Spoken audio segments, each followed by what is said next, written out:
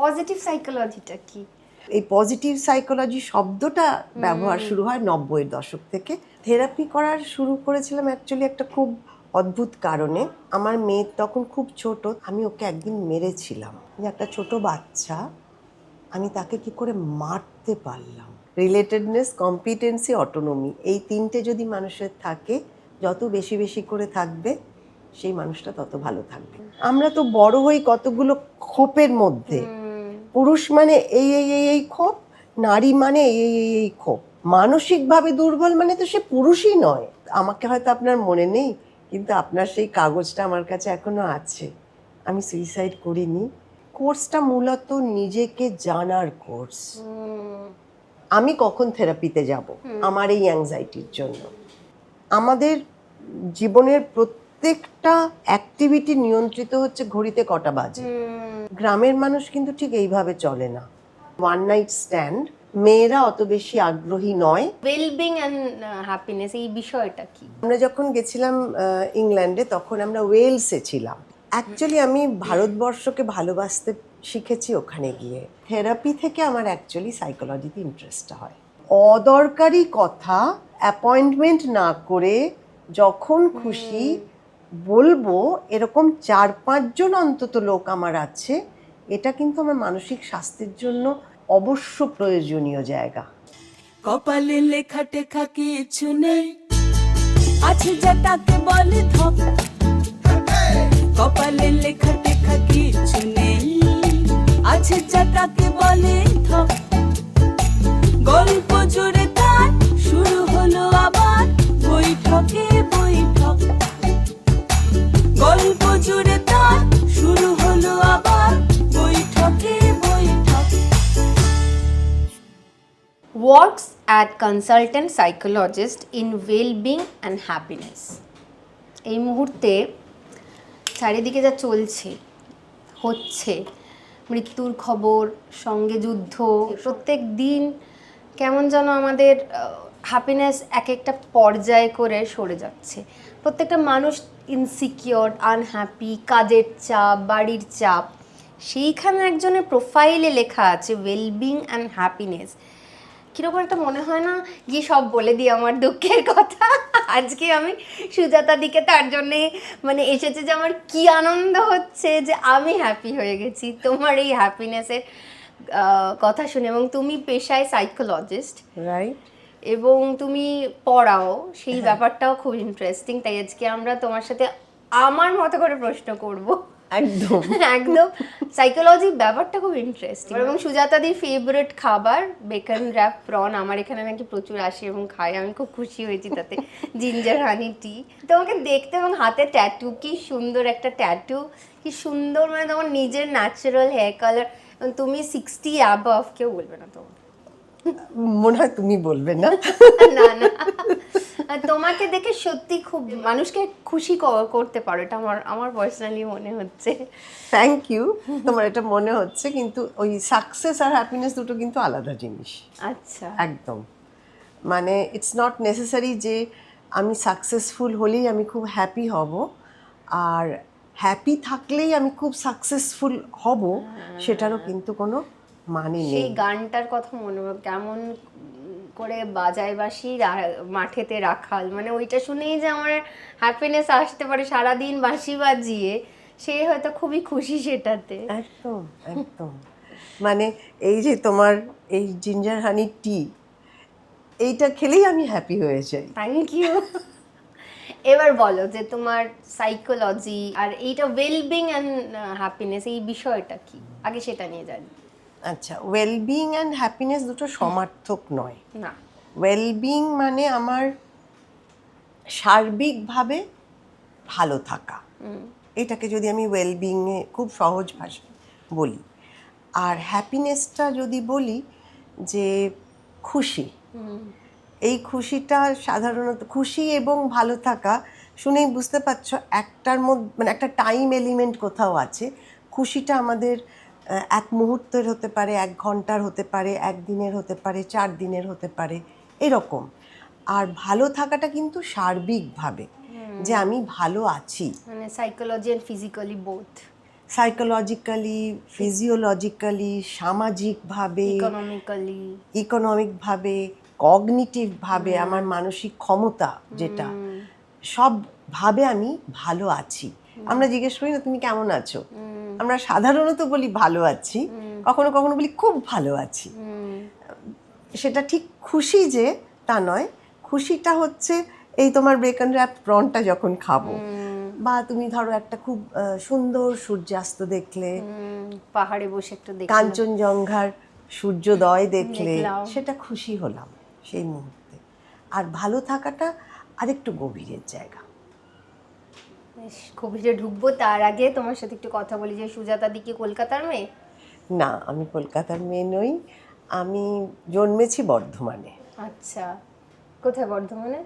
বর্ধমান শহরেই জন্মেছি। আচ্ছা একদম। আচ্ছা, তারপরে ওখানে বাবা মা কি করতেন? আমার বাবা ডাক্তার ছিলেন, মা বাড়িতেই ছিলেন, হ্যাঁ, হোম মেকার। বড় হয়েছি বিভিন্ন জায়গায় আর কি। আচ্ছা, তো ডাক্তারির পোস্টিং হতো নাকি? না, পোস্টিং না, বাবা প্রাইভেট প্র্যাকটিস করতেন, কিন্তু বাবা স্বেচ্ছাতেই বিভিন্ন জায়গায় চাকরি নিয়ে চলে গেছেন, আমরাও সাথে সাথে গেছি। কতজন ভাই বোন? আমার 2 ভাই। আচ্ছা, তুমি একা বোন? হ্যাঁ, বোন, দিদি। দিদি, আমি দিদি। আচ্ছা, তো কোথায় কোথায় পোস্টিং হয়েছে, কোথায় উনি কোথায় গেছে? বর্ধমানে কিছুদিন প্র্যাকটিস করেন, তারপরে উনি বিদেশে চলে যান, ইংল্যান্ডে চলে যান। মানে তুমি ইংল্যান্ডেও থেকেছো? খুব অল্প সময়, 3 বছর মতন। তারপরে উনি ইংল্যান্ড থেকে ভেলোরে চলে আসেন। আচ্ছা, ভেলোর সিএমসিএইচ, যেটা মানে মেডিকেল কলেজ অ্যান্ড হসপিটাল, খ্রিস্টান মেডিকেল কলেজ অ্যান্ড হসপিটাল, ওখানে 2.5 বছর মতন ছিলাম।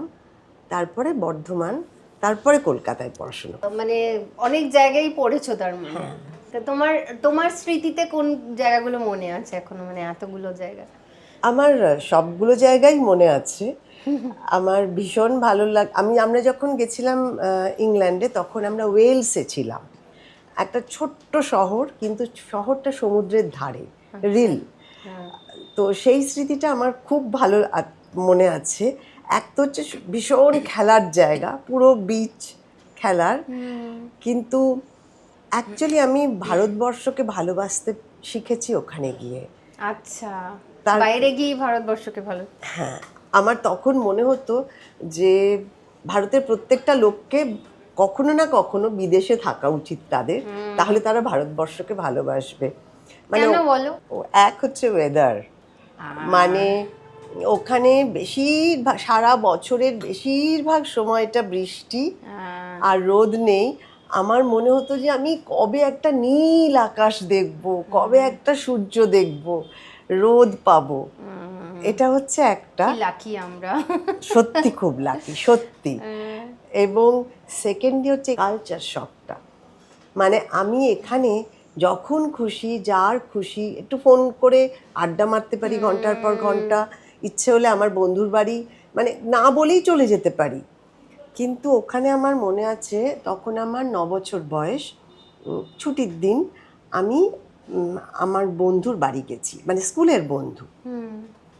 সে দরজা খুলে বলল যে, ও তুমি তুমি তো বলনি যে তুমি আজকে আসবে। আমি বললাম, না, আমি এমনি খেলতে এসেছি। না, আজকে তো আমি এখন খেলবো না, বন্ধ, ডান। মানে আমি ভালো খারাপের জায়গা বলছি না, কিন্তু আমি বলছি যে কালচার, মানে in a way it's very good, যে আমার টাইমটা আমি নিজের মতন করে অর্গানাইজ করতে পারবো, স্পেন্ড করতে পারবো, ইটস ফাইন। কিন্তু এই খাওয়ার জায়গাটাও আমার মনে আছে। আমাদের যেমন এই যে খাবি না, আরেকটু নে, আরেকবার নে, আর একটুখানি নে, এই যে জায়গাটা, এটা খুব মানে কঠিনভাবে আমি শিখেছিলাম। ওই রকম সময় একজন আমাকে লাঞ্চে নেমন্তন্ন করেছে, তো একটা খাবার দিয়েছে, জ্যাকেট ফ্রাইড পটেটোস, আমার মনে আছে এখনো। তো দিয়েছে, আমি একটুখানি নিয়েছি, আমি ভেবেছি যে পরে তো নিশ্চয়ই বলবে, তখন নেব। তো আমাকে প্রথমে জিজ্ঞেস করছে আর নেবে, আমি যে না, আর নেব না, ওটা খাওয়া হয়ে গেছে। আমি বসে আছি, আবার জিজ্ঞেস করবে কখন, সারা খাওয়া শেষ হয়ে গেল, জিজ্ঞাসা করে। ওরকমভাবে হেভি ইটিং হয়ে যাবে খাওয়ান। হ্যাঁ, মানে একদিক দিয়ে দেখো, একটা দিক দিয়ে বলতে গেলে যে একদম ছোট থেকে তার মানে আমি নিজের কথাটা স্পষ্টভাবে বলতে শিখি। এখানে আমরা সেটা শিখি না, এখানে আমাদের সবসময়ই একটা মোড়ক পড়াতে হয়। একদিক দিয়ে যেমন সেটা খুব ইনফর্মাল, হয়তো ভালো লাগার জায়গাও, কিন্তু আমি বলবো মানে মেয়েদের পার্সপেক্টিভ থেকে এই যে আমরা স্পষ্টভাবে কথা বলতে পারি না, আমার ইচ্ছে আমার অনিচ্ছে, আমার কোনটা ভালো লাগে কোনটা খারাপ লাগে, এগুলো তো আমরা ডাইরেক্টলি বলতে শিখি না। সেটাও তো একদমই আছে। তাই, একদমই তাই। কোথাও গিয়ে সাইকোলজিটা একদম মানে সত্যি তাই।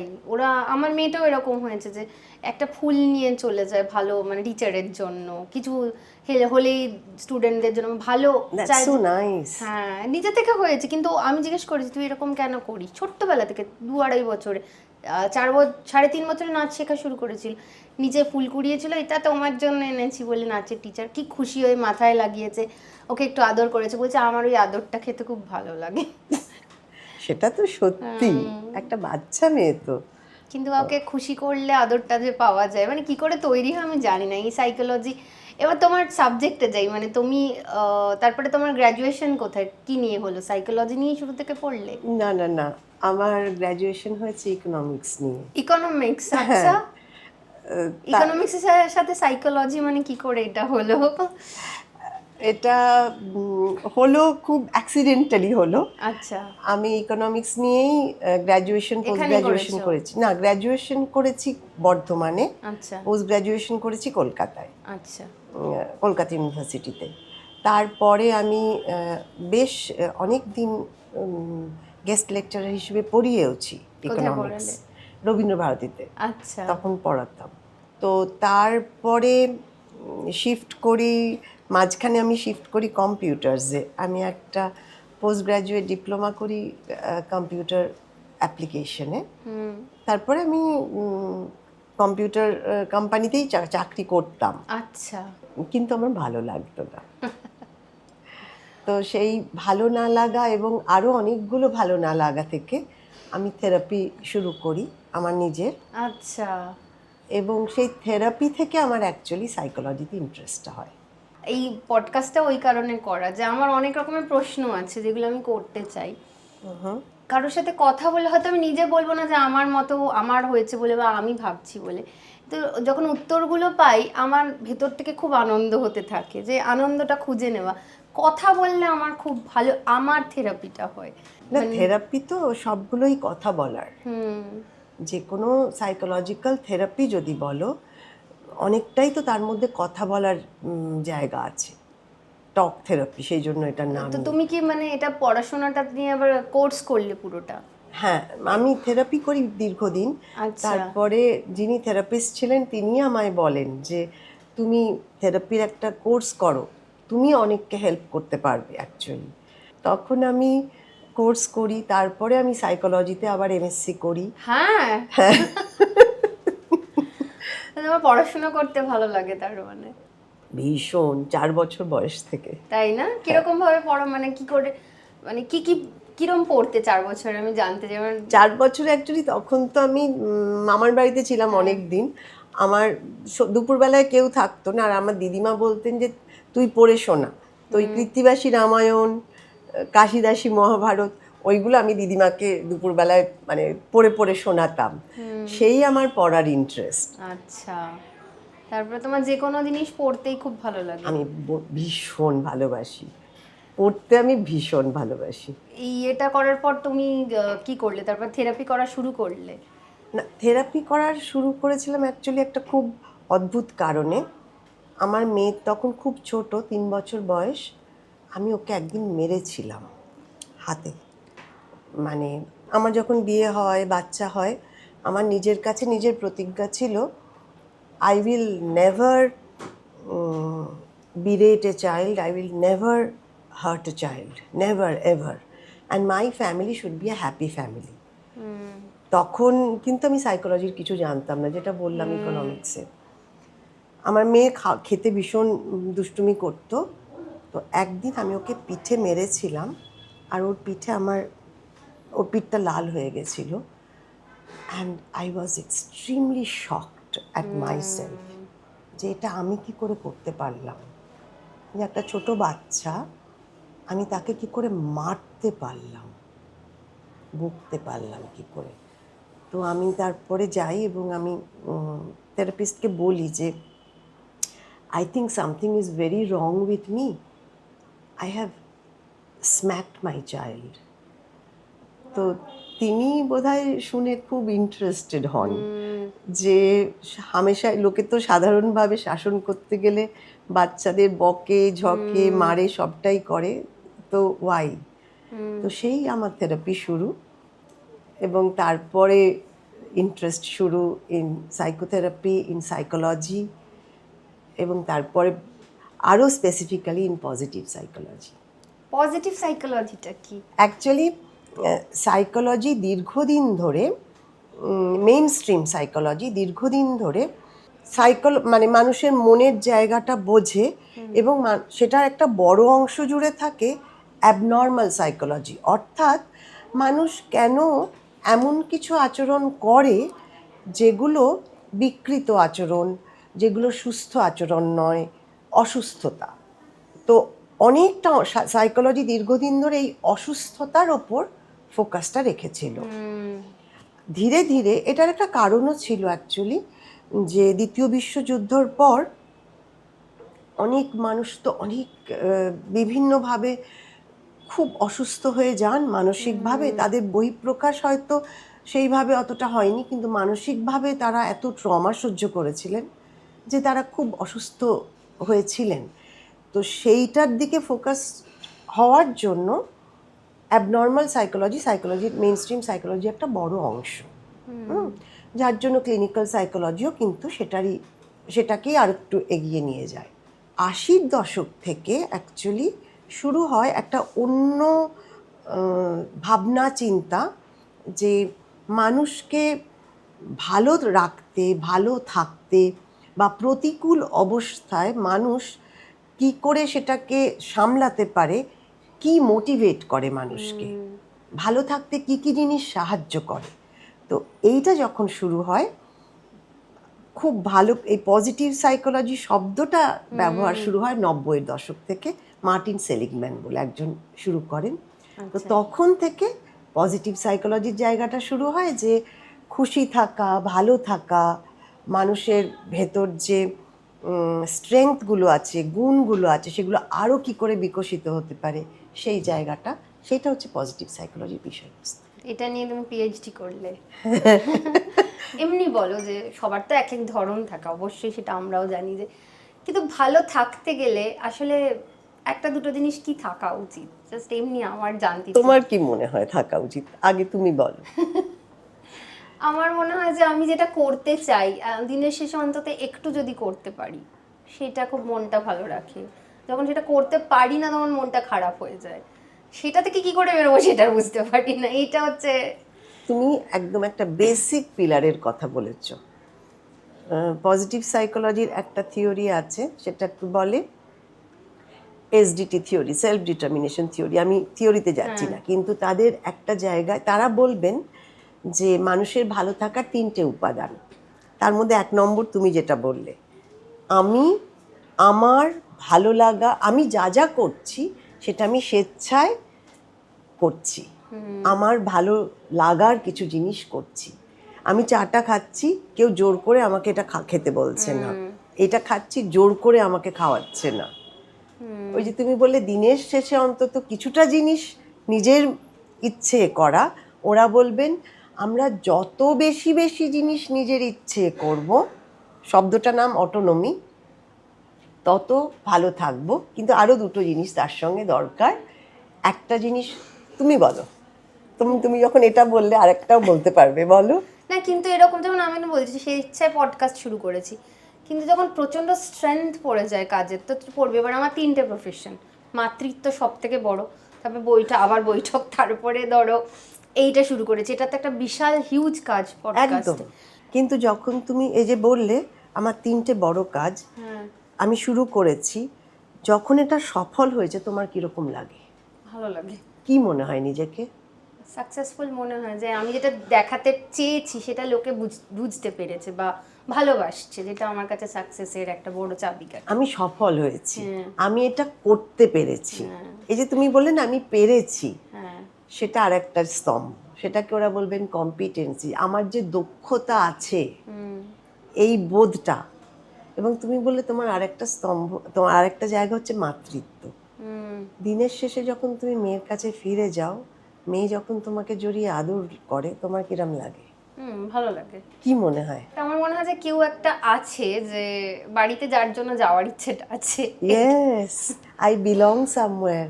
Somebody needs me. I care for somebody. তো এসডিটি থিওরি এই তিনটেই বলে, রিলেটেডনেস, কম্পিটেন্সি, অটোনমি। এই তিনটে যদি মানুষের থাকে, যত বেশি বেশি করে থাকবে সেই মানুষটা তত ভালো থাকবে। এটা একটা থিওরি, কিন্তু দিজ আর থ্রি থিংস যেটা আমাদের ভালো থাকতে সাহায্য করে। আর মানে তুমি আমাকে কিছু যদি তোমার মানে এক্সাম্পল দাও, এমন কোনো পেশেন্ট বা ফ্রেন্ড যে তোমার কাছে এসে তুমি কি ইয়েও করো, মানে থেরাপি করাও? কাউন্সিলিং করি, Counselling, হ্যাঁ করি। তো এমন কিছু যদি কেসেস বলো যে তোমার বেশ ভালো লেগেছে, ইন্টারেস্টিং, তো যদি বলো। আমি যে ধরনের থেরাপি করি সেটাকে বলে পার্সন সেন্টার্ড থেরাপি। আচ্ছা। অর্থাৎ আমার মনে হয়, আমি যে স্কুল অফ থট থেকে এই থেরাপিটা, কার্ল রজার্সের থিওরি অনুযায়ী এই থেরাপি, এরা বলেন যে প্রত্যেকটা মানুষের নিজের মধ্যেই তার ক্ষমতা আছে ভালো থাকার। থেরাপিস্ট শুধু তার সঙ্গে থাকবেন। জাস্ট এই পয়েন্টটা যে তুমি আজকে আমাকে এক্ষুনি যে পয়েন্টটা দিলে, যে হয়তো নিজের কাজটা করতে পারি না, আমার মেয়ে আছে বলে, মানে তার মতো করে আমাকে কাজ করতে, তার পছন্দের বই পড়তে হয়, তার পছন্দের সিনেমা দেখতে হয়, কিন্তু কোথাও গিয়ে সত্যি তো কেউ একটা আছে আমার জন্য অপেক্ষা করে বসে, একটা মিষ্টি করে হেসে দরজাটা খুলে দেয়। মানে আমি তুল্য মূল্য বিচার করলে আমার মনে হবে যে ওটা অনেকটা বড়। আচ্ছা, ছেলেরা কতটা সচেতন এই যে কেস স্টাডি যখন তুমি করছো?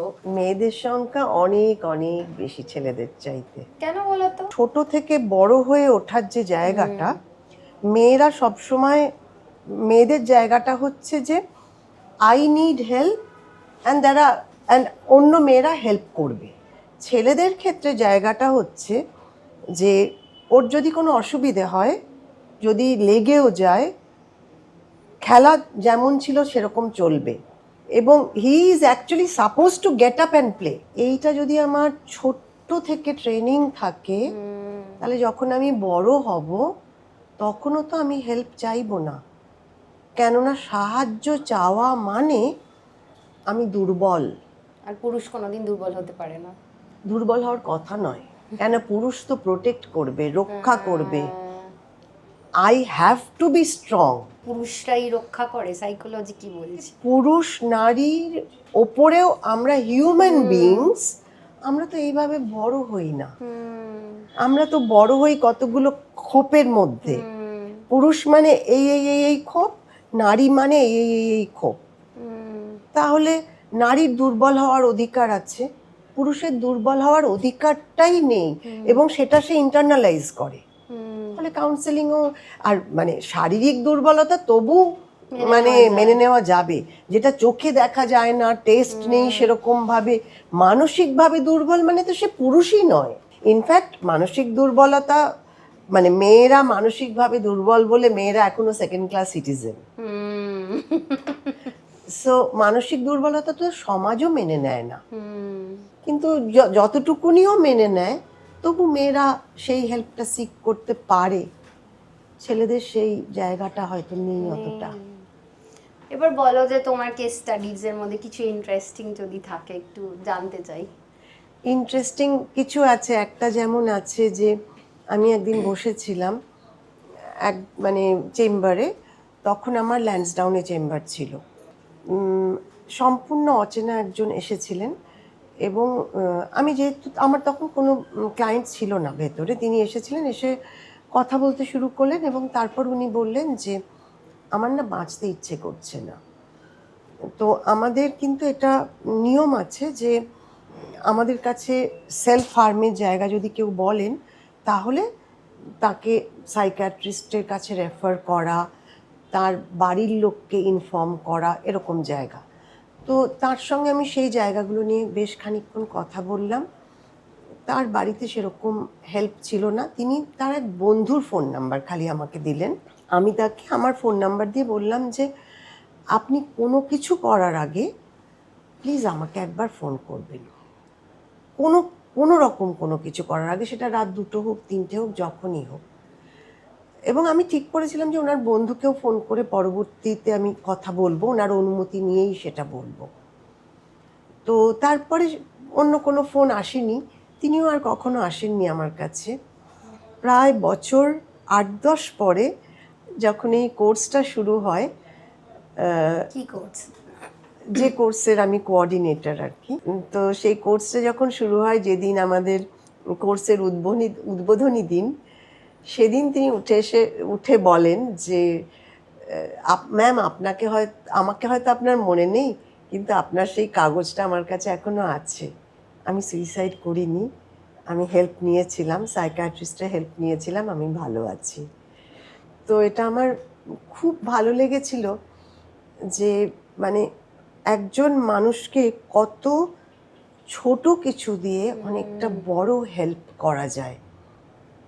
আমাদের আমরা এইটা বোধহয় এটার জন্য থেরাপিস্ট হতে হয় না, এটা আমরা সবাই করতে পারি, এই হেল্পটা। একদমই তাই। এবার বলো কোর্সটা কিসের ছিল? কোর্সটা হচ্ছে একটা PG diploma course in counselling. এটা national council of education Bengal থেকে এই কোর্সটা করানো হয়। এই কোর্সটা মূলত ভালো থাকার কোর্স। হ্যাঁ, এখানে কাউন্সেলর তৈরি হন, মানে যারা এই কোর্স থেকে পাশ করে বেরোন তারা কাউন্সেলর, কিন্তু তাদের একটা বড় অংশ পজিটিভ সাইকোলজিও তাদের থেরাপির মধ্যে ব্যবহার করেন এবং ভালো থাকতে মানুষকে সাহায্য করেন।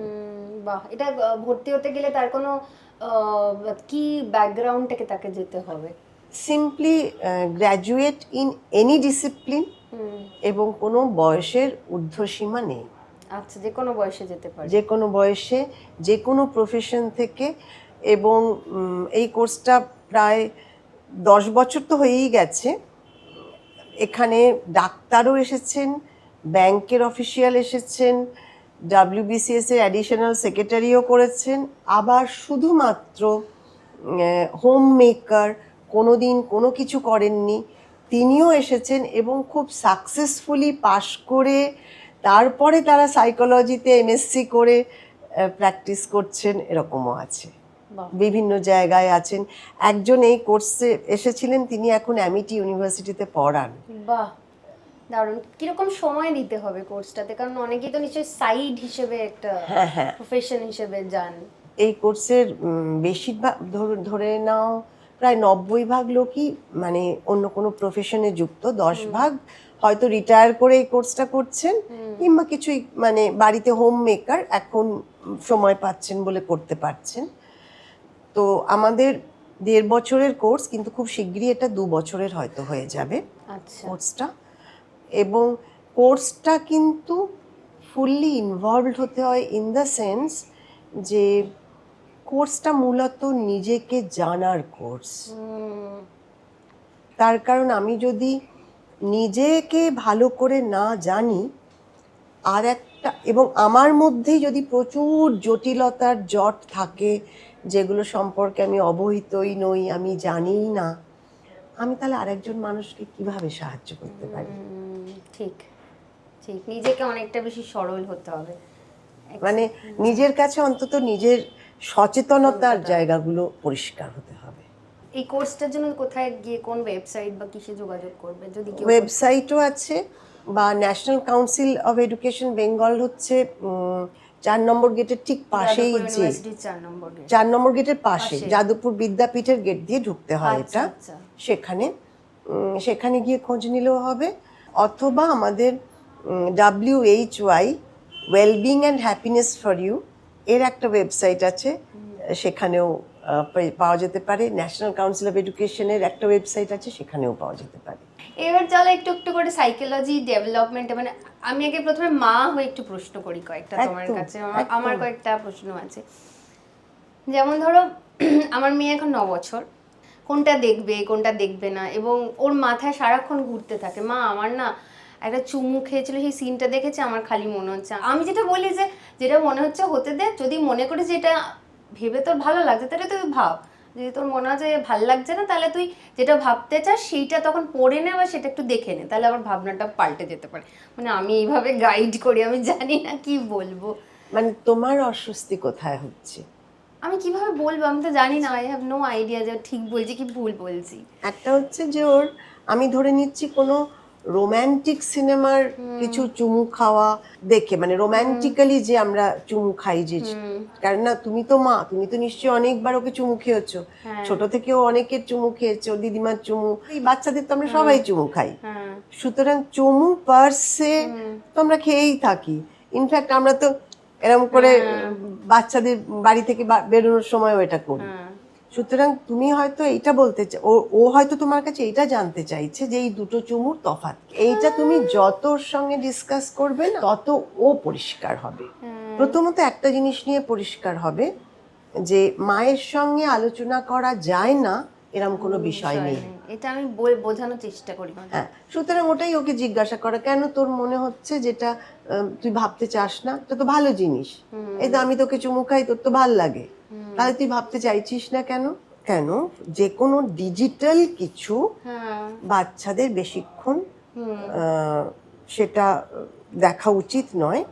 তার কারণ হচ্ছে যে ওই যে মানে ওটা তো সারাক্ষণ আমাকে স্টিমুলেট করতে থাকে, ফলে ওটা আমার কনসেন্ট্রেশনকে নষ্ট করতে পারে, আমার ঘুম, আমার সাইকেলকে, নর্মাল স্লিপ সাইকেলকে ব্যাহত করতে পারে, আমার কগনিটিভ নানান রকম সমস্যা তৈরি করতে পারে। সেই জন্য যে কোনো বাচ্চারই, বড়দেরও, কিন্তু বাচ্চাদের বেশি, ডিজিটাল কোনো media screen time should be restricted. মানে নট অ্যাবাউট যে আমি কি দেখছি সেটা তো একটা আলাদা জিনিস, কিন্তু পার্টসে আমি যদি ভালো জিনিসও দেখি সেটাও আমার 5 ঘন্টা ধরে আমি খালি ইউটিউবেই জিনিসপত্র করে যাচ্ছি, এটা হওয়াটা ঠিক না। বাচ্চাদের ব্রেন ডেভেলপমেন্টটা এটা অসুবিধে হতে পারে। আমি ঠিক করে বোঝাতে পারিনি, ওই জন্যই বোধহয় ওর ওই জায়গাটা ভয় যে মা আমার কোনো প্রবলেম হচ্ছে না তো, আমি যেটা চিন্তা করব, যেটা আমার চিন্তাটা করছে না তো, আমি ভালো চিন্তা তো করে, সেটাই চিন্তা করার ক্ষমতা তো আমাদের কমিয়ে দেয়। তো এইটা একটা। এবার এই যে আমার সারাক্ষণ এটা ইনসিকিউরিটি হতে থাকে যে আমার বাচ্চা এখানে মানে দেরি হলো, কোথাও গেল, কোনো কিছু হবে না তো, মানে চারিদিকে 8 বছর 9 বছরের এত রেপ দেখতে পাচ্ছি, এত ভয় করে। এবং আমি শুধু নই, আমার আশেপাশের বন্ধু বান্ধবদেরও সেম দেখছি, যেটা করে তারা বাচ্চাটাকে বেরোতে দেয় না, না না বাবা যাওয়ার দরকার নেই, কোথাও যেতে হবে না, আমি দিয়ে যাবো, না তোমাকে কোথাও যেতে হবে না। আবার সেটাও আমার পছন্দ না, সে শিখবে না, মানে আমরা কখনো ওরকমভাবে ভাবিনি ফ্রিলি এখানে ওখানে যাব, কিছু হতে পারে। আমি জানি না এটা কি, মানে কতটা আমি অ্যাংজাইটিতে আছি বা কতটা অবধি যাওয়ার পর আমি কোনো থেরাপিস্টের কাছে যাব, মানে আমি দুটোই জানতে চাই। এটা খুব একটা পার্টিনেন্ট প্রশ্ন তুমি করেছো। একটা জায়গা হচ্ছে যে আমার বাচ্চার বিপদ হবে না তো, ওকে একলা ছেড়ে দিলাম, ও আসতে দেরি করছে, ও হয়তো খেলতেই গেছে, হয়তো বন্ধুর বাড়ি যাচ্ছে, বলেছে পাড়াতেই হয়তো বন্ধুর বাড়ি, বলেছে যে আমি 7টার মধ্যে চলে আসব, কিন্তু আসছে না, আমার অ্যাংজাইটি হচ্ছে। তো এটা তো খুব রিয়ালিস্টিক, এটা স্বাভাবিক এটা হওয়া। একটা জিনিস হচ্ছে এখন তো আমাদের একটা বড় সুবিধা হচ্ছে মোবাইল হয়ে গেছে, তো সেই খবরটা আমি নিতে পারি, সেই জায়গাটা যে ও কোথায় আছে, কি করছে। এবং 8-9 বছর হচ্ছে খুব বাচ্চা, সুতরাং ওর সঙ্গে আর কারা আছে, বন্ধু 3-4 জন বাচ্চা খেলছে একসঙ্গে আছে, কোনো বন্ধুর বাড়িতে আছে, সেই জায়গাটা আমি প্রথমে শুরু করলাম হয়তো পাড়ায় ওকে যেতে, তারপরে যখন 12-13 বছর হলো হয়তো পাশের পাড়ায় পড়তে যাচ্ছে, এরকম। আর একটু বড় হলে 3-4 জন মিলে আমি পৌঁছে দিলাম, তারা একটা সিনেমা দেখলো, মলের মধ্যে খেলো টেলো, আমি মাঝে মধ্যে খোঁজ নিলাম এইটা। কিন্তু তুমি আর একটা গভীর প্রশ্ন করলে যে আমি কখন থেরাপিতে যাব আমার এই অ্যাংজাইটির জন্য। একটা হচ্ছে এই অ্যাংজাইটিটা যখন আমার দৈনন্দিন কাজে ব্যাঘাত সৃষ্টি করছে। আমি পডকাস্ট করতে এসে আমি স্থির থাকতে পারছি না, আমাকে মাঝে মধ্যেই ভাবতে হচ্ছে, মন অন্যদিকে চলে যাচ্ছে, আচ্ছা ও ঠিক মতন আছে তো। আমার দৈনন্দিন যে কাজগুলো আমি করে থাকি সেইগুলো আমি স্বাভাবিকভাবে করতে পারছি না। তখন আমি থেরাপিস্টের কাছে যাব, কিন্তু আমি দেখছি যে না, ঠিকই আছে আমার বাচ্চা, আমি যে দুশ্চিন্তাটা করছিলাম সেটা কিন্তু অমূলক, সেরকম কিন্তু কিছু হচ্ছে না, কিন্তু আমি চিন্তা করে যাচ্ছি এবং আমি চিন্তা করার ফলে আমার কাজগুলো ব্যাহত হচ্ছে।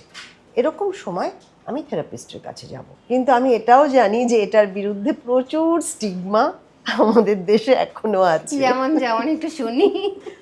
যেমন যে বাবা সাইকিয়াট্রিস্টের কাছে আমি যাব আমি না। কি পাগল যে আমি সাইকেট্রিস্ট? আমি নিজের মানে আমার যিনি এক্স, আমাদের যখন সম্পর্ক খারাপ হচ্ছিল, তো আমার বিডি মুখার্জি আমার ডাক্তার ছিলেন, তো ওরা বলেছিলেন যে তোরা একটা কাউন্সিলিং করা, কেন তোদের মধ্যে এরকম ঝামেলা হচ্ছে, এই সময় হয় নাকি। তখন বলেছিলাম আমি কি পাগল যে আমি মানে না, মানে এই স্টিগমাটা তো ভীষণভাবে আছে যে আমি মানসিক সমস্যার জন্য আমি কেন যাব, আমি পাগল নাকি। এবার এটা তো আছেই, এর সঙ্গে যেটা আছে যে সাইকিয়াট্রিস্টের কাছে গেলেই যে ওষুধ দেবে, ঘুম পাবে, 1 নম্বর ঘুমের ওষুধ ছাড়া আর কিছু দেন না তারা। দ্বিতীয় হচ্ছে ওই ওষুধটা আমাকে সারা জীবন খেয়ে যেতে হবে।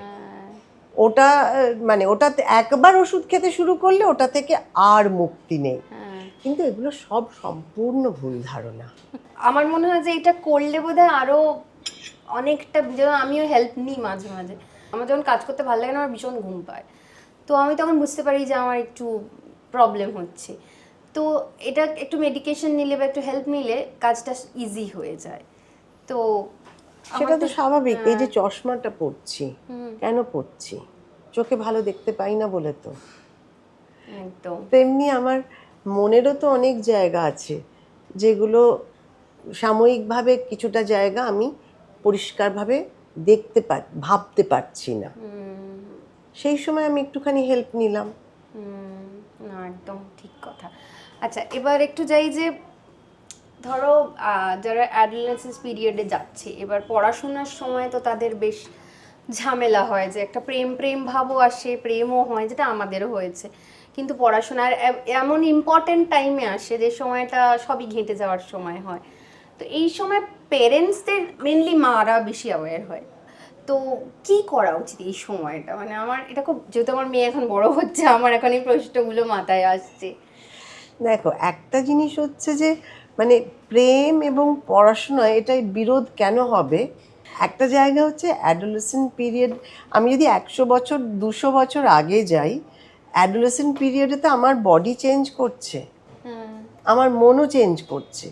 আমার মানে 4 বছরে চকলেট দেখলে আমি খুশি হয়ে যেতাম, 14 বছরে একটি ছেলে আমার দিকে ভালো করে তাকালো, আমি খুশি হয়ে গেলাম। তো আমার ডিজায়ারগুলোও তো চেঞ্জ করছে এবং এটা ন্যাচারাল, এই চেঞ্জটা। সুতরাং সেইটাকে 1 নম্বর বাবা মাদের খুব ভালো করে অ্যাওয়্যার হতে হবে যে এটা দোষের কিছু নয়, পাপের কিছু নয়। Adam and Eve and the original sin is sex, এরকম নয় জিনিসটা। আমাদের দেশে কিন্তু কামসূত্র লেখা হয়েছিল, এই সত্যি তো। এবং সেটা কিন্তু একটা শাস্ত্র, এবং কামসূত্রে খুব কম জায়গা, কম পাতা আছে পজিশন নিয়ে। পুরো বইটা কিন্তু অ্যাকচুয়ালি একটা ট্রিটিজই, একটা সত্যিকারের দুজন মানুষের মধ্যে কি করে একটা গভীর সম্পর্ক হতে পারে, সুন্দর একটা সম্পর্ক, শুধু শারীরিক নয়, মানসিক, এস্থেটিক, একটা গভীর ইন্টিমেট সম্পর্ক কি করে হতে পারে, সেই জায়গাটা নিয়ে। তো সেরকম অ্যাডোলেসেন্সে যখন একটা মানুষ পৌঁছয়, তার ন্যাচারাল অনেকগুলো চেঞ্জেস হবে, সেই চেঞ্জেসগুলোর সঙ্গে তার শরীর মনের চেঞ্জের সঙ্গে ইচ্ছেরও চেঞ্জ হবে। এটাই ভয় পাওয়ার কিছু নেই। মা বাবার সঙ্গে যদি কথোপকথনটা একটা বাচ্চার পরিষ্কার থাকে, ক্লিয়ার থাকে, স্পষ্ট থাকে, তাহলে মা বাবারাই দেখবেন যে এটায় তারা ভয় পাওয়ার কিছু নেই। তার ভালো লাগতে পারে, কিন্তু তার মানে এই নয় ভালো লাগবে তারপরে প্রেম করবে, তারপরে সেক্স করবে, তারপরে বিয়ে করতেই হবে। এই এই জিনিসটা আমরা মাথায় ভেবে নিই। এবং আরেকটা জিনিসও আমি বলি যে এটা কিন্তু এরকম নয়, এই সময় কিন্তু আমার জেন্ডার আইডেন্টিটি নিয়েও কিন্তু এক্স্যাক্টলি এটা আমি জিজ্ঞেস ভীষণভাবে কনফিউজ থাকে। হ্যাঁ হ্যাঁ, এটা হতেই পারে যে একটি ছেলে সে দেখছে তার বন্ধুরা তাদের অনেক গার্লফ্রেন্ড হচ্ছে, মেয়েদের দিকে তারা তাকাচ্ছে, তারা কিন্তু সে পার্টিসিপেট করতে পারছে না। তার কারণ মেয়েদের তার অত ভালো লাগে না, তার অ্যাকচুয়ালি ছেলেদের ভালো লাগে।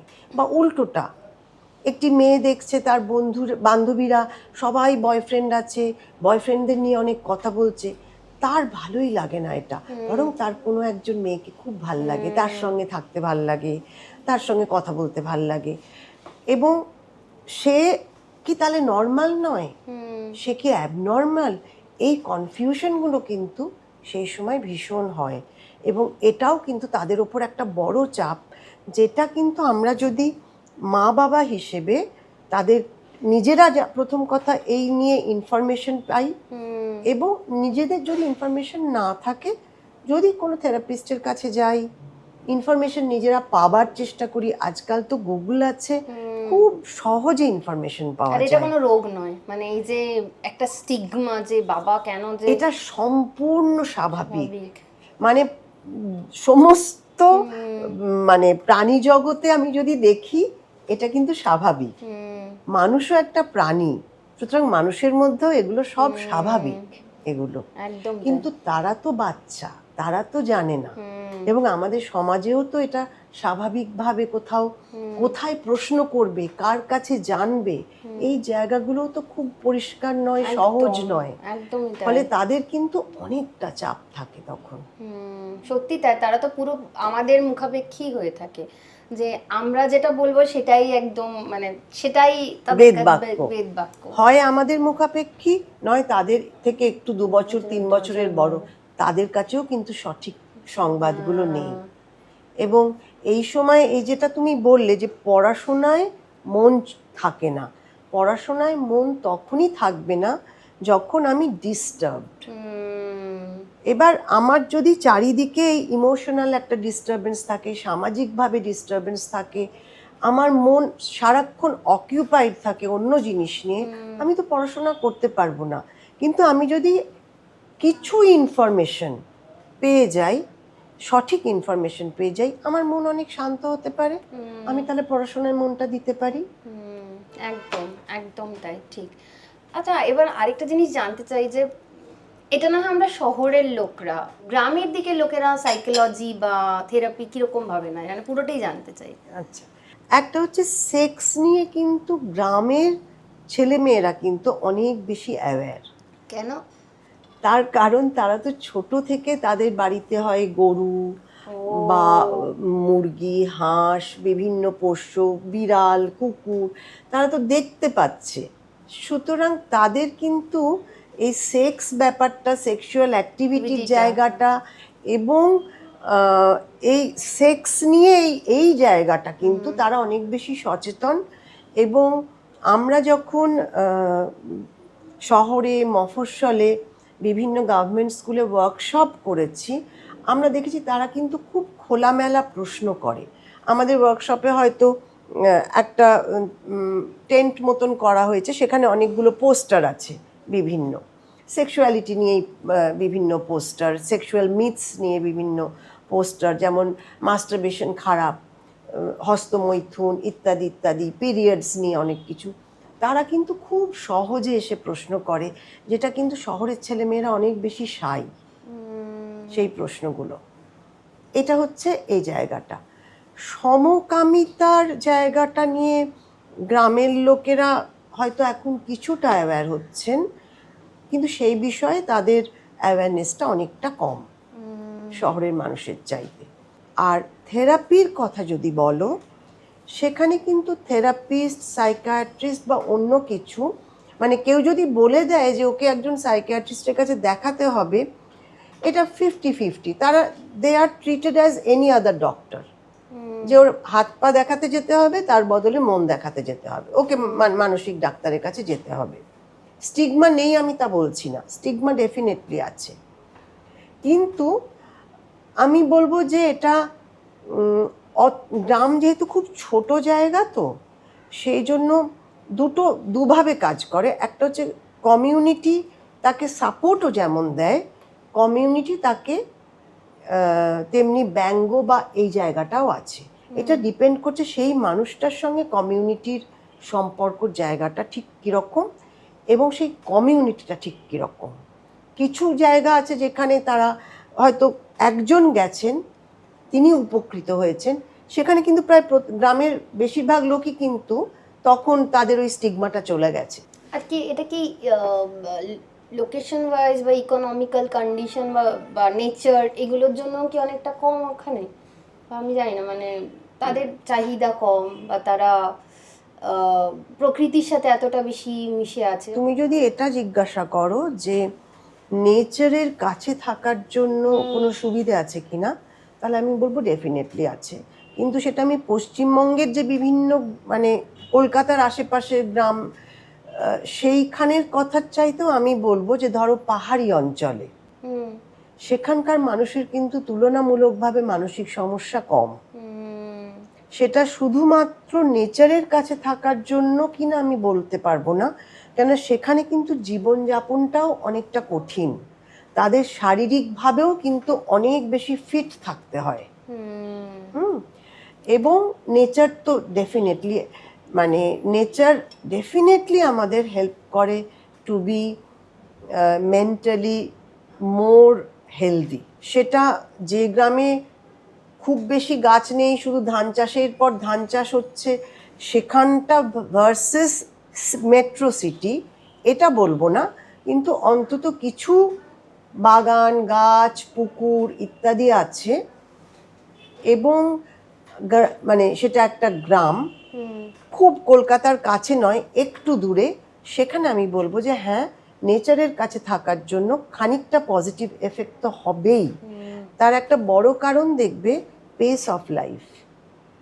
আমাদের জীবনের প্রত্যেকটা অ্যাক্টিভিটি নিয়ন্ত্রিত হচ্ছে ঘড়িতে কটা বাজে এটা দেখে। গ্রামের মানুষ কিন্তু ঠিক এইভাবে চলে না। তারা চলে যে মানে বেশিরভাগই যেহেতু কৃষিজীবী, সেরকম তারা চলে সূর্যোদয়, সূর্যাস্ত এবং সেই জায়গাটা। এই যে টাইমটা যেহেতু অনেকটা পেসড আউট, ফলে আমার মনেরও কিন্তু অনেকটা টেনশন পেসড আউট এটা হয়। আচ্ছা, এবার আমি আমার ব্যক্তিগত থেকে বেশ কিছু দেখা যে যখন মেয়েটি প্রেগনেন্ট থাকে ছেলেদের প্রবণতা এক্সট্রা ম্যারিটাল অ্যাফেয়ারের দিকে ঝোঁকে, তারপর তো ঠিক হয়ে যায়, মাঝে মাঝে হয় না, সেটা পরের কথা। কিন্তু মানে এটা কেন হয়? একটা জিনিস হচ্ছে যে মানে আমি তো জেনারেল ভাবে বলতে পারি না, এটা হতে পারে একটা জিনিস যে যেখানে যে সমাজে যে জায়গায় জেন্ডার ইনইকুয়ালিটি বেশি, সেখানে এটার একটা জায়গা খুব সহজেই হতে পারে, যেভাবে যে আমি সেই সময় যা যা পেতাম আমার পার্টনারের কাছ থেকে সেগুলো আমি পাচ্ছি না, এবং অন্য জায়গায় পাওয়ার সম্ভাবনা যদি বেশি থাকে এবং সমাজে বা অন্য কোথাও যদি আমি তার জন্য আমাকে জবাবদিহি না করতে হয়, সেটা যত ইজিলি অ্যাভেলেবল হবে, এই অপরচুনিটিটা যত আমার কাছে লেস কস্টলি হবে, আমি সেটা নেব এবং I can get away with ইট। একটা ছেলে তার 3টে 4টে 5টা 7টা অ্যাফেয়ার যদি হয়েও থাকে, সেগুলো কিন্তু ছেলেটার কাছে কনকোয়েস্টস। মানে অ্যাকচুয়ালি সেটা মেয়ের ক্ষেত্রেও হওয়া উচিত ছিল, কিন্তু মেয়েদের আমরা কেন পারি না, মানে বহু সম্পর্কে জড়িয়ে পড়তে কেন পারি না? একটা জিনিস হচ্ছে এটা দুপক্ষেই সত্যি হতে পারে, যে একটি ছেলে যেমন বহু সম্পর্কের মধ্যে থাকতে পারে, একটি মেয়েও বহু সম্পর্কের মধ্যে থাকতে পারেন। কিন্তু সমস্যার জায়গাটা হচ্ছে জানাজানি হয়ে গেলে, পাবলিক হয়ে গেলে মেয়েটার রিস্ক অনেক বেশি সোসাইটিতে। ছেলেটার খুব একটা রিস্ক নেই। এটা নিয়ে বহু স্টাডিও হয়েছে যে বহু কলেজ মানে আমেরিকাতে অনেকগুলো ইউনিভার্সিটি ক্যাম্পাসে স্টাডি করে দেখা গেছে ওয়ান নাইট স্ট্যান্ড মেয়েরা অত বেশি আগ্রহী নয়, ছেলেদের কাছে ওটা খুব একটা সমস্যার জায়গা নয়, এটা ডকুমেন্টেড। তার একটা খুব বড় কারণ হচ্ছে যে সেই মেয়েটাকে কিন্তু সমাজ ক্ষমা করবে না, ছেলেটার খুব একটা কিছু অসুবিধা হবে না, তার ভবিষ্যতে পার্টনার, বরং অ্যাকচুয়ালি একটা ছেলের জন্য তার একটা ব্যাড বয় ইমেজ তৈরি হবে which will attract more women. আচ্ছা, একটা মেয়ের জন্য সেটা হবে না, মেয়েটার যেটা হবে she is not wife material, ফলে you can get away with it. কিন্তু এটার উল্টো দিকটা আমি বলছি, 2000 সালের কাছাকাছি, আমি সময়টা সঠিক নাও হতে পারে, কিন্তু স্ক্যান্ডিনেভিয়ান দেশগুলোয় দেখা যাচ্ছিল ওদের বার্থ রেট নেগেটিভ হয়ে যাচ্ছিল, ফলে সরকার থেকে প্রচুর ইনসেন্টিভ দেওয়া হচ্ছিল মেয়েদের। ইনসেন্টিভগুলো কীরকম না, আমি চাকরি করছি, আমি যদি মা হতে রাজি হই তাহলে 5 বছর পর্যন্ত I will have paid leave with all the increments of promotion and everything that I would have if I were in the job. আমি যখন আবার ফেরত আসবো আমি ওই হায়ার পজিশনে যাব। এবং এটার ফলে অনেক মানে তাদের অ্যাকচুয়ালি বার্থ রেটটা সুবিধে হয়।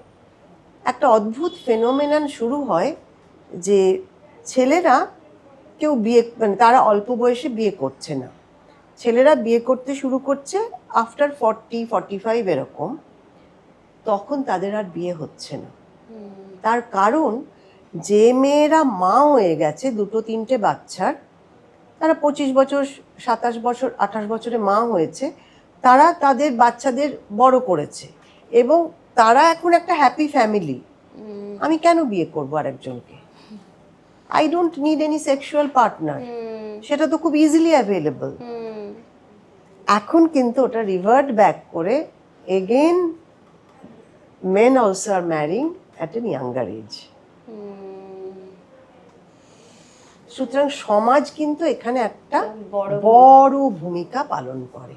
আচ্ছা, এই যে এক্সাম্পলগুলো সবসময় বিদেশ থেকে আসে বা আমরা সাইকোলজি বলি ফ্রয়েডের কথা আসে, কিন্তু আমি যত শুনেছি যে এখানেও তো গিরীন্দ্র শেখর বসুর অনেকগুলো ভালো কাজ আছে, তো কেন আমরা সবসময় বিদেশকে এক্সাম্পল হিসেবে ধরি? না, বিদেশকে এক্সাম্পল হিসেবে ধরি মানে ফ্রয়েড তো বিদেশিই ছিলেন এবং ফ্রয়েডের সঙ্গে গিরীন্দ্র শেখর বসুর চিঠিপত্র আছে, কথোপকথন ছিল। কিন্তু বিদেশিরা অনেক বেশি সচেতন মানসিক স্বাস্থ্য নিয়ে, আমাদের দেশ অনেক পিছিয়ে আছে সেই জায়গায়, এটা কিন্তু সত্যি। যদিও গিরীন্দ্র শেখর বসু ফ্রয়েডের সমসাময়িক একজন মানুষ, তাহলে সেই হিসেবে আমাদেরও মানসিক স্বাস্থ্য নিয়ে অনেক বেশি সচেতন হওয়ার কথা ছিল, যেহেতু তখন তো তিনিও লিখতেন এবং রবীন্দ্রনাথও সচেতন ছিলেন এই বিষয়গুলোয়। কিন্তু কেন এটা পার্কুলেট করেনি, আমরা কেন সচেতন নই? একটা খুব সহজ উত্তর হচ্ছে percentage of educated people in first world countries and in third world countries.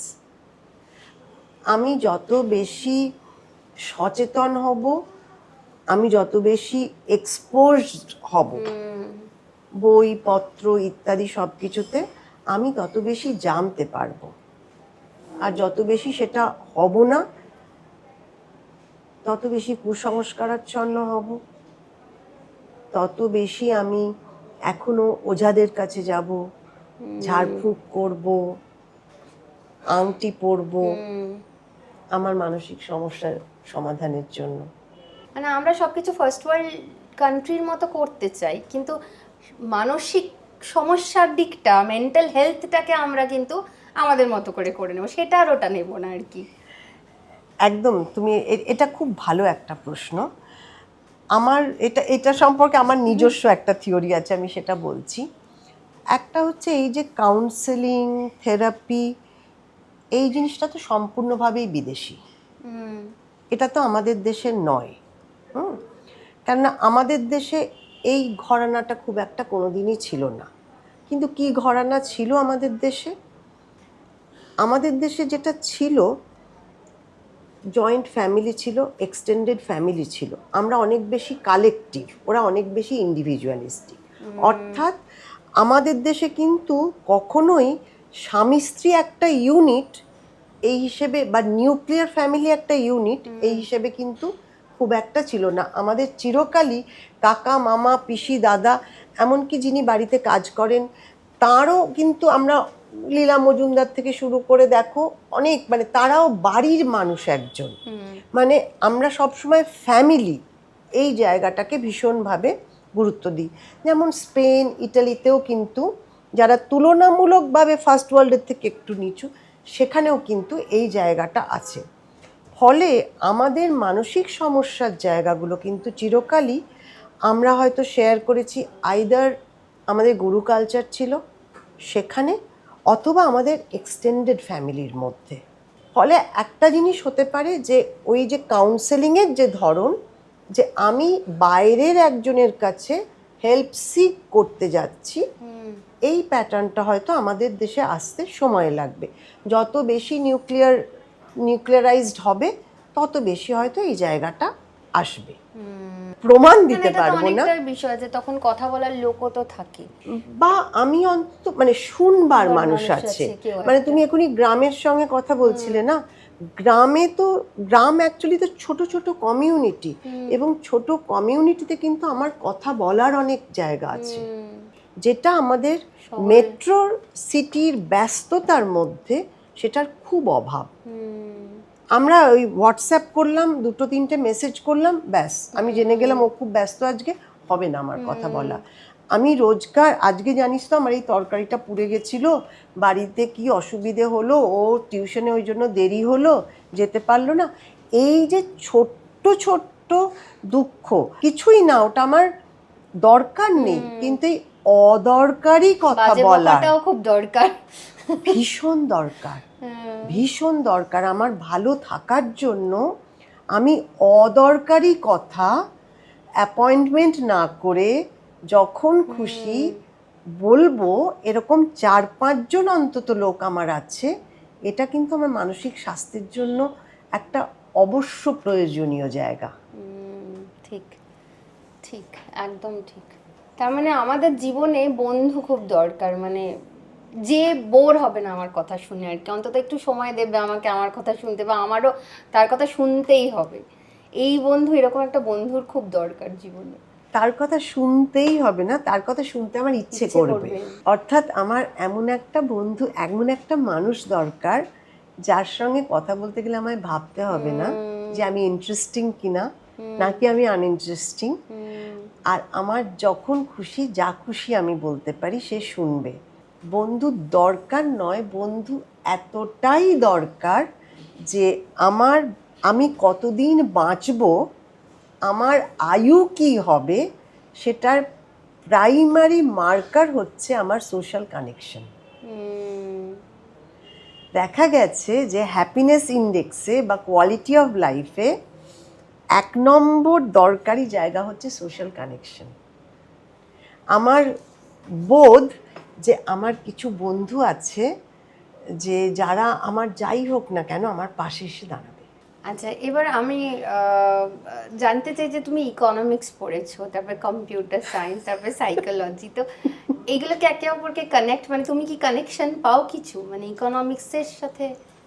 ইকোনমিক্সের সঙ্গে তো পাই ডেফিনেটলি। অ্যাকচুয়ালি আমার কিছুদিন আগে আমি একটা বই লিখেছি, বেরিয়েছে ওটা বুক ফেয়ারে, সেখানেও সেটা হ্যাপিনেসের ওপরেই, কিন্তু সেখানেও সেটা একটু বলার কথা থেকে বেরিয়েছে, একটু জানুক স্যার যদি কেউ পড়তে চায়। বইটার নাম হচ্ছে melody of mind, morality and Mahabharata. আচ্ছা, আমি যেটা করার চেষ্টা করেছি বইটায়, সেটা হচ্ছে যে হ্যাপিনেসের, এই যে তুমি একটু আগে বললে না যে বিদেশ থেকে সব আমদানি হয় আমাদের, তো যে সমস্ত western theories of happiness wellbeing আছে, সেইগুলোর সঙ্গে মরালিটির খুব একটা যোগ কোথাও নেই।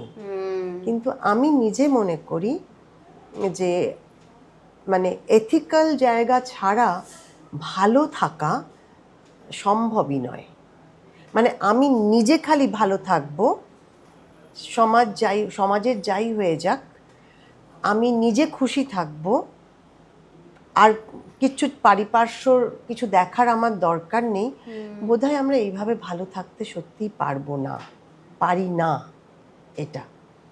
এবং আমি যেটা করার চেষ্টা করেছি সেটা হচ্ছে যে মহাভারত থেকে কোন কোন জায়গাগুলো আমি তাহলে আনতে পারি আমার ভালো থাকার উপাদানের জন্য, সেখানে অনেক খুব গুরুত্বপূর্ণ উপাদান আছে। সেই উপাদানগুলোর সঙ্গে আমি কোন জায়গাটা মেলাতে পারি যেটা আমাকে সার্বিকভাবে ভালো থাকতে সাহায্য করবে। বাহ, এটা কোথায় পাওয়া যাবে, কোন পাবলিকেশনে? এটা কগনিশন পাবলিকেশনস, আচ্ছা। সেখান থেকে পাওয়া যাবে, ফ্লিপকার্টেও পাওয়া যাবে, আর কিছুদিনের মধ্যে অ্যামাজন থেকেও পাওয়া যাবে। যেমন একটা কোনো উদাহরণ দিয়ে একটু বোঝাও যে। খুব মানে সহজতম উদাহরণটা হচ্ছে যক্ষ যুধিষ্ঠিরকে যেখানে অরণ্য পর্বে প্রশ্ন করছে সুখী কে, তখন যুধিষ্ঠির বলছেন যে সুখী হচ্ছে সেই মানুষ যে দিনান্তে মানে অপ্রবাসী, যে নিজের বাড়িতে নিজের দেশে অঋণী, কোনো ঋণ না করে শাক ভাত খেতে পারছে। এটা লিটারাল মানে না নিয়ে আমি যদি দেখি, অপ্রবাসী মানে আমি দেশে নেই মানে কোথায় নেই, এমন একটা জায়গায় আছি যেখানে আমার বন্ধু বান্ধবহীন জায়গা। প্রবাস মানে তো তাই, তাহলে আমার বন্ধু বান্ধব এমন জায়গায় আছি যেখানে আমার বন্ধু বান্ধব আছে। অঋণী অর্থাৎ আমি কারোর কাছে অব্লিগেটেড নই, আমি স্বাধীন, অন্তত ফিনান্সিয়ালি ইকোনমিক্যালিও আমি স্বাধীন, এবং আমি আমার সাধ্য মতো খাবার ব্যবস্থা আছে, অর্থাৎ নিজের ঘরে, অর্থাৎ মানে রুটি কাপড়া আর মাকান, এইটা আমার আছে। এইটা যদি আমার থাকে, বন্ধু বান্ধব আছে, আমার খাবার অন্তত ভাবনা চিন্তা কিছু নেই, আমার মাথায় কোনো বোঝা নেই, বার্ডেন নেই, আমি তো সুখী হব। একদম। তো এটা একটা আমি বললাম, কিন্তু এই রকম জিনিস আর কি।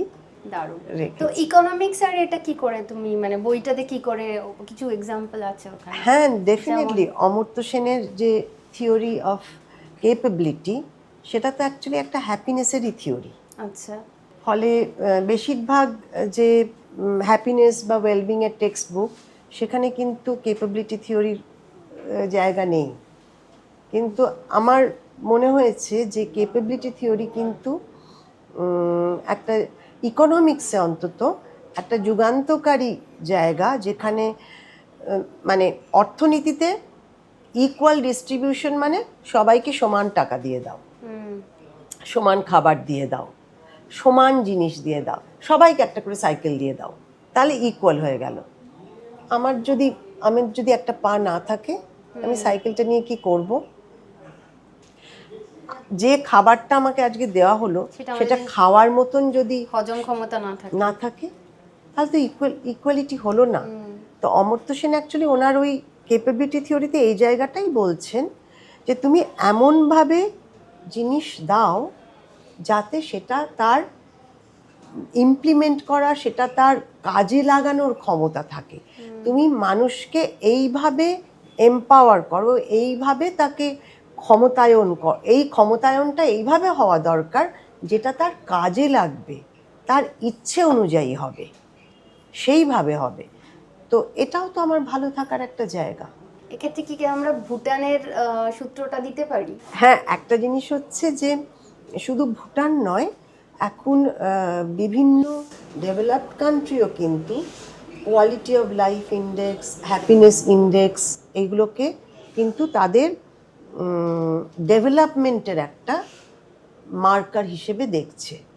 এবার মানে তুমি হয়তো জানবে যে হ্যাপিয়েস্ট কান্ট্রি কে, 1, 2, 3, 4 এরকম ভাবে আছে। তো ভুটান কিন্তু সেটা বহু আগে ইমপ্লিমেন্ট করেছে যে হ্যাপিনেস হচ্ছে আমার ডেভেলপমেন্টের একটা মার্কার, যে আমাদের দেশের লোক কতটা হ্যাপি, সেই সূচনাটা।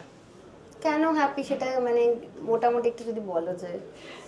হ্যাপিনেসটা এমনিতে যেভাবে মেজার করা হয় সেটা নিয়ে অনেক তর্ক বিতর্ক আছে, কিন্তু যেহেতু এটা খুব সহজে করা যায় বলে এইটা ইমপ্লিমেন্টেড হয় ম্যাক্সিমাম।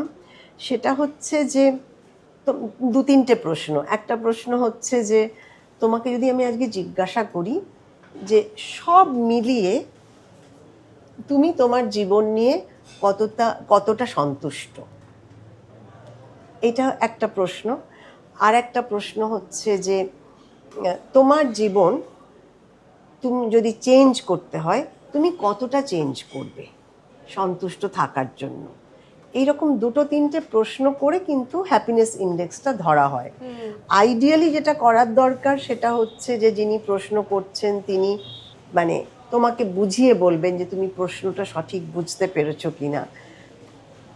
অনেক জায়গায় সেটা হয়, অনেক জায়গায় সেটা হয় না।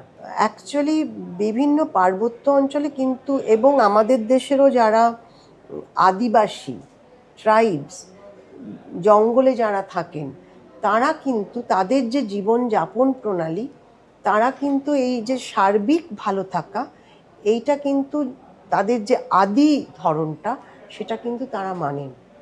যারা ধরো সাউথ ইন্ডিয়ান বিভিন্ন জায়গায় যে তোমার যারা মধু আহরণ করেন, তারা কিন্তু পুরো মৌচাকটা কাটেন না, খানিকটা মৌচাক কেটে সেখান থেকে মধু নিয়ে আসেন। অর্থাৎ আমি মানে লোভ জিনিসটা যদি আমি সম্বরণ করতে পারি তাহলে কিন্তু আমি অনেক হ্যাপি থাকতে পারি। এটাও মহাভারতে আছে। যক্ষ জিজ্ঞাসা করছে যুধিষ্ঠিরকে, অনন্ত ব্যাধি কি, মানে কোন সে রোগ যেটা কোনোদিনও সারে না, এটার্নাল। যুধিষ্ঠির উত্তর দিচ্ছেন লোভ। লোভ হচ্ছে সেই ব্যাধি যেটা কোনোদিন সারে না। অনেক তো আড্ডা হলো, এবার তুমি তো খেলে না পরে, এটা তোমাকে মানে আমরা এমন কথার মধ্যে ঢুকে পড়েছি যে খাওয়া দাওয়া, আমি তো পুরো মুগ্ধ হয়ে শুনেই যাচ্ছি। না, আমারও বলতে খুব ভালো লাগছিল। থ্যাংক ইউ সো তোমার মাচ। প্রশ্নগুলো এত মিনিংফুল প্রশ্ন ছিল।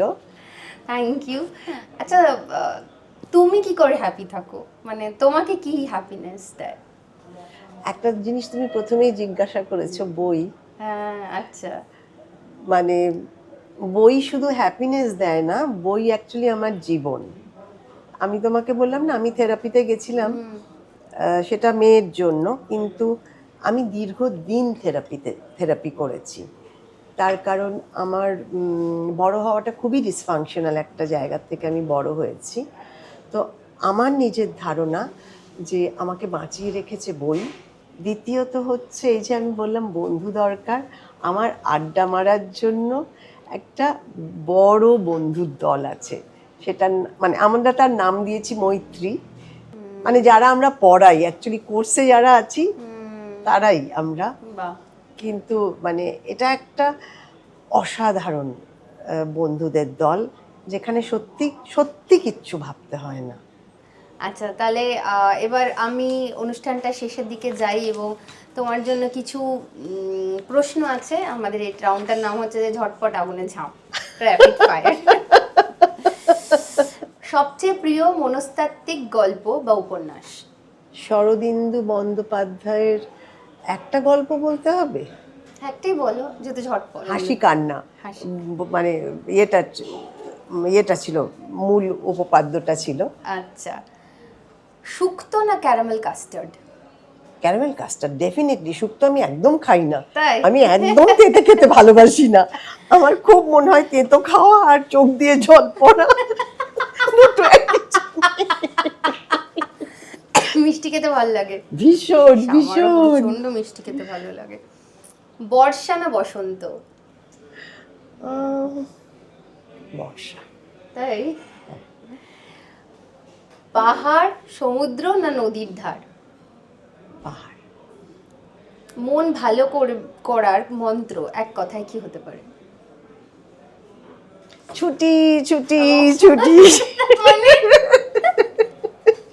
এবং আমার তো মনে হয় একা ছুটি, কাউকে চাই না আমি সঙ্গে।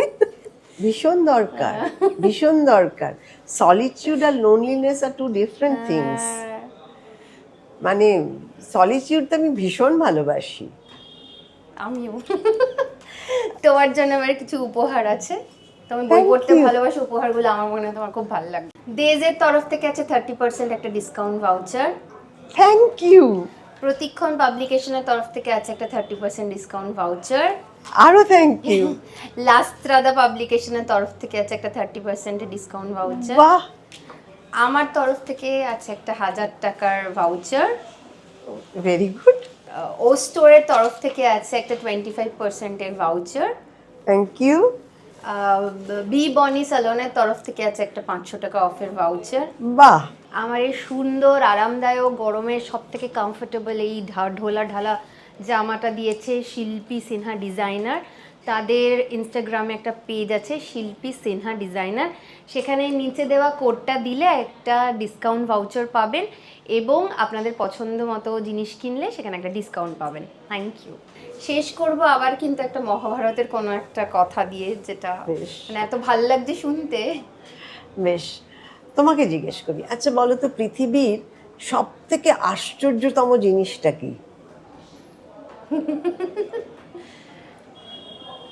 আমার মানে খাবার। যক্ষ এটা যুধিষ্ঠিরকে জিজ্ঞাসা করেছিল। যুধিষ্ঠির বলেছিলেন যে আশ্চর্যতম জিনিসটা হচ্ছে যে মানুষ প্রত্যেক দিন দেখছে যে বহু মানুষ মারা যাচ্ছে, অর্থাৎ আমরা সবাই জানি যে আমি জন্মেছি আমি মারা যাব, কিন্তু আমরা সবাই ভাবি আমি কোনোদিন মারা যাব না, আমি হচ্ছি অমর। সেই জন্য আমি কোনোদিনই মৃত্যুর জন্য প্রস্তুত নই। মানে এটার উল্টো জায়গাটা হচ্ছে, আমি যদি এটা জানতে পারতাম, আমার মাথায় যদি এটা থাকতো যে আজকেই আমার শেষ দিন পৃথিবীতে, আমি বোধহয় পৃথিবীটাকে আরো অনেক বেশি এনজয় করতাম। প্রত্যেকটা মুহূর্ত হয়তো আমি আরো অনেক মিনিংফুল ওয়েতে বাঁচতাম। আমি কারোর সঙ্গে ঝগড়া করতাম না, কারোর সঙ্গে মনোমালিন্য আমার হতো না। আজকেই তো আমার শেষ দিন, কালকে তো আর দেখা হবে না। ঠিক। আমি অনেক ভালো থাকতে পারতাম। তুমি আমাকে আমার বন্ধুর কিছুদিন আগে মারা গেল অরুণোদয়, যেটা নিয়ে এখন বহু চর্চা। খুবই মানে আনফরচুনেট, খুব আমার খুব মন খারাপ হয়েছিল যে লাস্ট একটা ফোন করেছিল, তবে বেশ কিছুদিন কথা হয়নি। কেন কথা হয়নি, একটু যদি কথা বলতে পারতাম। খুব মন, আর ওর আমি একই বয়সী, শুরু প্রায় ইন্ডাস্ট্রিতে প্রথম নায়ক প্রথম নায়িকা হিসেবে। আবার সেই কথাটা মনে পড়ে গেল, একটু কথা বলে নিলে ভালো হতো। ঠিক ঠিক, একদম। থ্যাংক ইউ সো মাচ, খুব এনজয় করলাম এবং মনের কথা অনেক জানতে চাইলাম, আমাকে বিরক্ত করলাম, কিন্তু এত মন ভরে গেল কথাগুলো শুনে। এবং তোমার এত মিষ্টি করে ওকে হেসে হেসে তুমি কথাগুলো বলো না, যে তোমার কথা শুনতেই খুব ভালো লাগে। Thank you. তোমাকে কিন্তু যদি বিরক্ত করনি তুমি একটু? জানি না, তোমার হয়তো মনে হয় সেটা। তোমাকে যদি আমরা যোগাযোগ করতে চাই, ধরো কেউ তোমার কাছে থেরাপি নিতে চায়, তো সে কোথায় যোগাযোগ করবে তোমাকে? সে আমার সঙ্গেই যোগাযোগ করবে, আমার ফোন নাম্বারে। তুমি এখন এমনি কোথাও বসছো বা কিছু? আমি বসতাম, আমি ল্যান্সডাউনে আমার চেম্বার ছিল, কিন্তু কোভিডের পর থেকে আমি বাড়িতেই বসি। আচ্ছা, বেশ। তাহলে মনের রোগ আর মানে দিদিকে দেখলেই মনের রোগ আমার মনে হয় অনেকটা কমে যায়। খুব ভালো লাগলো এবং থ্যাংক ইউ সো মাচ। আমারও ভীষণ ভালো লাগলো তোমার সঙ্গে আড্ডা দিতে আজকে। আমাদের এই পর্বের প্রশ্ন হলো আমাদের আজকের অতিথি সুজাতা দি। সুজাতা দি একটি বন্ধু গ্রুপের কথা বলেছেন, সেই গ্রুপের নাম কি? সুজাতা দি বন্ধুদের যে গ্রুপের কথা বলেছেন সেই গ্রুপের নাম কি? ঝটপট উত্তরটি পাঠিয়ে দিন নিচে দেওয়া মেল আইডিতে। এবং আপনাদের অনুষ্ঠানটি ভালো লাগলে অবশ্যই শেয়ার করুন, সাবস্ক্রাইব করুন, আর হ্যাঁ, নিচে দেওয়া হাইপ বাটনটি প্রেস করতে কিন্তু ভুলবেন না। ধন্যবাদ।